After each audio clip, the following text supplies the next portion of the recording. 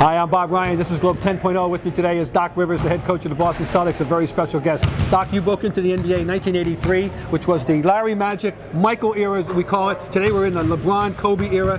I maintain, as an old-timer, that the players of the 60s and 70s, the best ones, could compete with any or all of those fellows. What do you think? I agree, and this is why. I mean, the one thing you can't account for is the strength of the players today. They're so much stronger and mostly quicker as well, but a lot of that is to do with the training that they do now. I was just telling someone the other day, the first time I lifted a weight was my 4th year in the NBA. At Marquette, we didn't even have a weight room. And so now it's There's just a bar different. in the corner, though. Yeah, I know there was that. a lot of bars, Yeah, as a matter of fact. okay, right. And I was there a couple of times. You and Charlie Pierce, I'm sure. Exactly. So that's the difference. You know, if that generation had the weights, and they would have now, they would all be able to play. Most of them. I mean, there's probably some exceptions, but I think great players in generations would be great players in every generation. Right. The athleticism that we discussed today.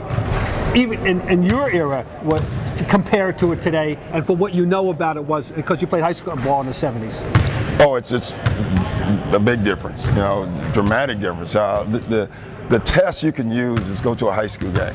Okay. You know, in a high school game now, when the team is laying it up, you see 9 guys dunking the basketball. Mm-hmm. In a high school game, when I was in high school, I think me and one other kid was the only 2 kids that could dunk on the team.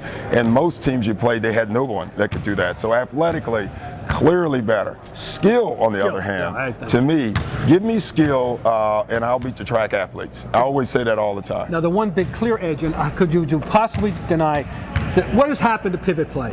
The 5 guys I've written down here from the 60s and 70s: Russell, Wilt, Kareem, Nate Thurmond, who I think would be at least the 2nd best center in the league today after Howard, and even Wes Unseld. We don't have many. What's happened to center? Will they ever come back, do you think? Oh, they will. It's just like, you know, you think about it, 7 years ago, there was no point guards. You know, we were in a point guard deficit. Now we're in the golden age. Now we're in the golden ages again.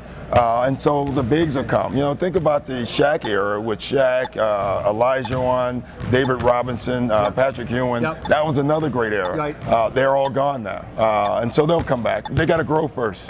That's really important. All right. Doc Rivers speaks on the subject of basketball.